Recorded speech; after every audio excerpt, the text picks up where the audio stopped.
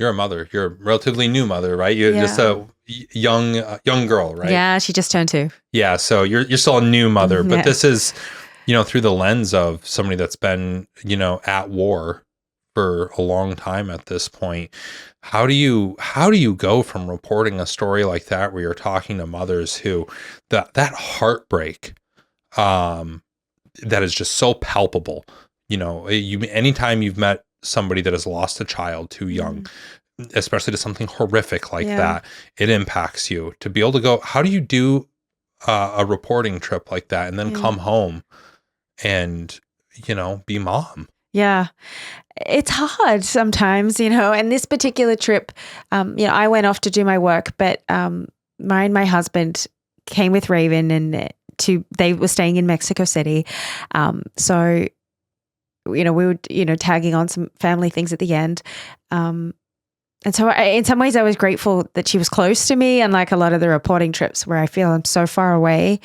But you just have to come home and just, love your child deeper, because it is helpless. You feel very, very helpless. And in some ways, I think being a writer is cathartic, because at least you feel that you can tell their story. And I think, I have so much admiration for, say, photographers, and because they take these photos of whether it be war, whether it be a mom missing her child. And I think there's not always a way to place that feeling, or I'm very grateful to be a writer in that way.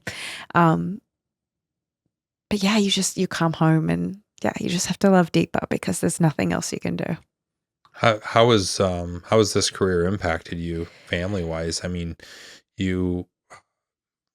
we're both about the same age here. Yeah. It's you didn't have kids until recently and all these things. Was that a plan? Did you, is everything that is the life that you've led been the way that you thought it would go? I don't know. I think in my 20s, late 20s, I think I remember there sort of being a crossroads point in my life where, I had been doing this sort of work and I was deeply in love with it, and I felt as though there wasn't anything else I wanted to do, but also knowing that I wanted to be a mom.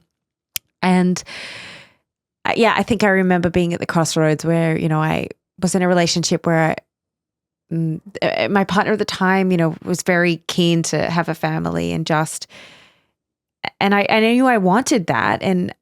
But at the same time, I just knew I couldn't. I just felt that there was still things that I had to do that I just knew that I would never be able to do once I'd had children, hence living in Afghanistan, things like that just wouldn't have been possible. So, so it was a crossroads. It was sort of a turning point, I think, where I had to just kind of go full speed into doing the work that I felt that I wanted to and needed to do.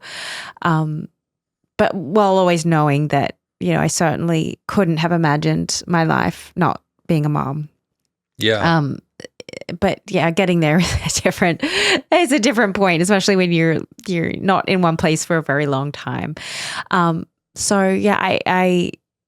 I'm grateful to have, met my husband, and then, I wasn't at that point planning to have a child right then, but that's what happened. And you're one of the, I feel like few, I don't have numbers to quantify this, but you and I both know so many people that go into this line of work, they go their whole life, either they don't live a long life because this line of work has a way of consuming you. And, a lot of people meet an early demise, either from a variety of reasons, not always combat, but many times combat. And the ones that do make it, they're consumed by the work. They're either divorced or they just never got married. Maybe they're a parent, but maybe their kids don't even really know them. And, it's really hard, I mean, you and I both know people like this. And, I feel, you did it a lot longer than I did, but I feel like we both made that choice of like, maybe enough is enough. Maybe not that there's not something that still calls to you to go do this kind of work, but that oh, I don't want to be like, for me, I don't want to be an absent father. I want my Mm. kids to know who I am and have a relationship with me. And I also hate the idea of them ever being orphaned Yeah. because I couldn't say when. Yeah. I had to keep going, keep the next best story, the next war. The wars are perpetual, unfortunately. Yeah, they are. And I think, yeah, so sort of thrown into the ring, wasn't planned, but certainly welcomed. And becoming a mom, everything does shift, and there's certainly a grapple with identity because it's very hard to still feel like I'm a mom, but I'm a war reporter, but I'm, how am I going to make this work?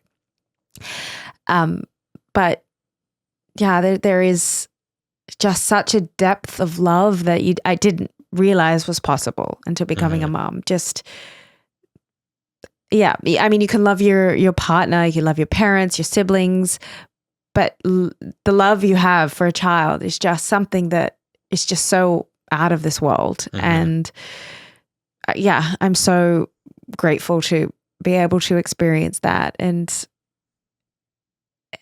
yeah, because there is just nothing like it. And it certainly, I mean, it has to influence the way that you do work and the way you see the world. And I think I was always somebody with a lot of compassion for people, but I think becoming a mom does take that to, a very, I think, different level.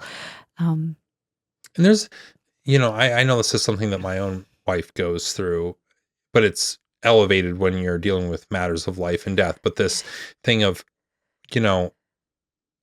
as a woman, I think you are presented with this unique challenge that most men don't have to face. Yeah. Most men don't have to think about, am I a father or do I have a career? Yeah. Most men, it's just, of course I have a men career. Men are not asked how they balance parenthood and exactly their career. Like it is inherent that you will have a career and you will go to work and you will do those things and you will sort of be as present as you can be or are willing to be as a father. Whereas women, it's like, oh, you're a mother first, and then how do you balance the career and everything?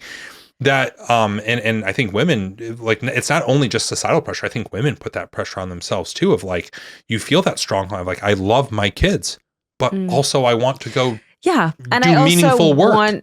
And I also believe that one of the biggest gifts that I can give my daughter, is knowing that I am going out to do something that I'm passionate about and that I feel is important, and I want her to be able to, one day be able to sit and discuss some of the things I've done, and her to, to feel that and feel that a lot of what I'm doing is because I want her to grow up with this different sense of understanding, I guess. So, but it is very conflicted because, on one hand, I think it's so admirable for women to stay at home with their children and to give their kids that presence, and that's really something that isn't valued in society the way that it should be. But at the same time, I also recognize that path isn't for me, but it's in constant conflict. And certainly, there are times when I look back and, wondered, should I, have more kids? Should I have done this earlier? Should I, when it was much easier? Was it worth it? And sometimes I don't know. Yeah. I don't know. Because I look at envy a little bit, with people that do have these large families, and I think that's just, a really beautiful thing as well. But I have to accept that that's not this life. Yeah, and it's not like you could pinpoint some experience you would trade for that, or some, it's not that simple. It's not that clean. Yeah. It's you just kind of, you have to wonder. Yeah.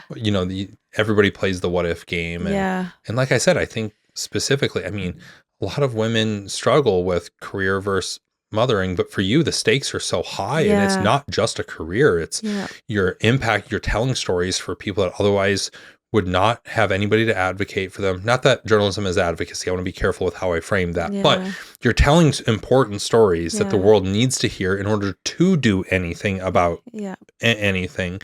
You're putting yourself at great personal risk in many of these situations, maybe not every single one. I know you're not out dodging bullets like every single day out there, but like certainly it's an inherently risky thing. But at the same time, it's like, how do you balance that with family and and, doing all of that, it's really hard. But, It is really hard. And people, you're out and people, questioning you, what have you done lately? What's been this? And my heart always skips a beat because it's sort of like, well, my priority is my child, and I work, I do as much as I can, obviously being at home, I don't think there's too many people that can survive on one income. So I'm definitely working around the clock. But then when it comes to travel, I've got to be very strategic about it. I have to, we don't have family close by, so I have to be very strategic about trying to get Raven to my in-laws who live quite a distance, and then planning my trip. I don't have the luxury to kind of hang out at a border and, well, maybe I can cross next week. Maybe, those I know things. this life. Yes, it's yes. like, I got a schedule here, guys. You're we got to make this happen. I got to be in and I got to be out. So anything that's like a little wishy-washy, I'm like, I can't take that risk because I can't afford to get on a plane and be away from my child if I'm not going to get this. So it does limit you a little bit in that way. Again, I think definitely being... And that's hard in war zones. It is. A lot of this reporting happens Yeah. because you're just there for months at a time. And the story finally breaks. Yeah. It's hard when you're like, I got a 2-week window to do this because we got stuff going up, or that's how long I have childcare. I absolutely empathize with this. And I used to be... you wonder, right? You play the what if game. I used to think like, gosh, what if I would have started doing this before I had kids or something like that? And I could just go over for 2, 3, 4 months and really get in the weeds. And just, live in these places. And now, you're very... So what could I have done? Yeah. What stories could I have gotten? So I think the nature of how I approach it certainly shifted in that way. And then I've never... I mean, sometimes, yes, you end up in the right place, but I've never been fixated on breaking news. I kind of did my share of that. And to me, it's finding maybe the more hidden stories.